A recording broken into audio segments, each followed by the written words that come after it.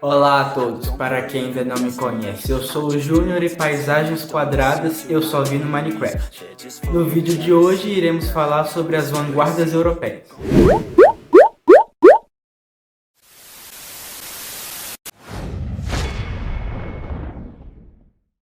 Muito bem, a primeira que nós vamos falar é o expressionismo. Ela começa na Alemanha no ano de 1905.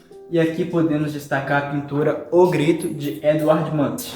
Com base nessa pintura, nós podemos ver algumas características que são comuns nessa fase artística, como, por exemplo, a expressão dos sentimentos, o contraste das cores, a valorização da psicologia, as grossas camadas de tinta e os temas trágicos. Nessa pintura, se você for reparar bem, o boneco ele usa vestimentas pretas com pinceladas fortes, em contraste com o ambiente ao redor dele, que é um pouco mais claro, de menos aquela área da ponte. Também tem a expressão dos sentimentos, porque o grito dele é tão expressivo que distorce a cara da figura. Ele coloca as mãos assim e o crânio dele é moldado em cima das mãos, porque é algo muito expressivo para dar valor àquele grito mesmo.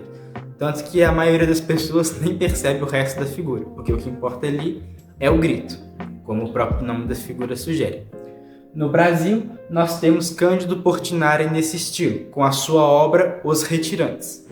Seguindo, nós temos o Cubismo, que surge na França no ano de 1907. Aqui destacamos a obra Les Demoiselles de la Ville, de Pablo Picasso. Essa vanguarda artística, assim como a pintura, tem principalmente um foco na geometria. O cubismo utiliza muitas formas geométricas tridimensionais, ou seja, ele dá um efeito de profundidade ao mesmo tempo que te permite observar a figura de vários pontos. E é claro, por causa disso, não tem uma preocupação tão grande em representar a realidade como ela é. Afinal de contas, aqui, por exemplo, as paisagens, elas eram todas quadradonas, que não acontece na vida real.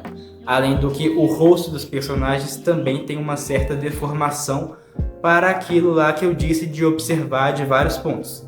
Então, nesta paisagem mesmo aqui, nessa pintura, nós temos algumas mulheres que é difícil dizer se elas estão de frente ou de lado, mas considerando a proposta, elas estão em todos os lugares ao mesmo tempo. No Brasil, nós podemos citar Tarsila do Amaral. A seguir, nós temos o futurismo, que surge na Itália no ano de 1909. Destacamos aqui a pintura Velocidade do Automóvel, do italiano Giacomo Balla.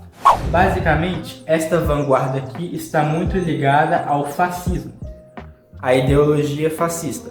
E nessas figuras nós vemos alguns componentes que são incomuns com o fascismo. Mas isso não quer dizer que todos os artistas ou que todas as pinturas dessa vanguarda necessariamente seguem o fascismo. Mas nós podemos destacar o militarismo, o anti-intelectualismo e a exaltação à guerra. Além disso, também temos uma grande representação da velocidade e do dinamismo na pintura, como o próprio nome Velocidade do Automóvel sugere, além do que é uma exaltação à tecnologia e à máquina. No Brasil, nós citamos Oswald de Andrade, que se inspirou nessa vanguarda, embora tenha feito algumas coisas diferentes dela. Muito bem, a seguir nós temos o fauvismo, que também surge na França no ano de 1905. Basicamente, essa vanguarda artística não tinha um compromisso com a representação fiel da realidade, usava cores vibrantes e incomuns para a época, como por exemplo o amarelo, e emprega as cores arbitrariamente. Ou seja, o artista tinha uma liberdade maior para usar cores que normalmente não eram usadas em lugares onde normalmente não eram usados, como por exemplo pessoas com pele amarela muito antes dos Simpsons existirem. E também a simplificação das formas, porque aqui as cores são o principal. Nós destacamos o artista Maurice Delaplace com a sua obra O Restaurante. E aqui no Brasil citamos o nome de Arthur Timóteo. Muito bem, agora o dadaísmo. Ele surge na França no ano de 1916 e sua obra principal é A Fonte, de Marcel Duchamp, que nada mais é do que um mictório.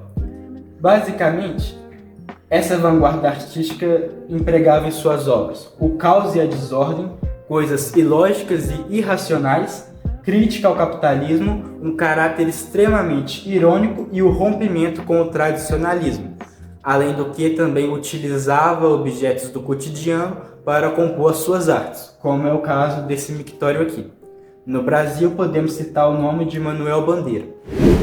Por fim, chegamos à última, o surrealismo, que surge na França em 1924. O principal artista desse período é o Salvador Dalí, porque ele condensa todas as características do surrealismo, principalmente no que diz respeito ao mundo inconsciente, dos sonhos, da fantasia, da loucura e das alucinações. O Salvador Dalí era meio perturbado da cabeça e, para completar, dormia muito mal. Então, ele vivia tendo alucinações e delírios que ele colocava em seus quadros, como é o caso de O Sono, que condensa basicamente isso, o cara era meio perturbado. Aqui no Brasil, nós podemos citar o autor Cícero Dias. Bom, encerramos por aqui, eu espero que você tenha compreendido tudo e até a próxima.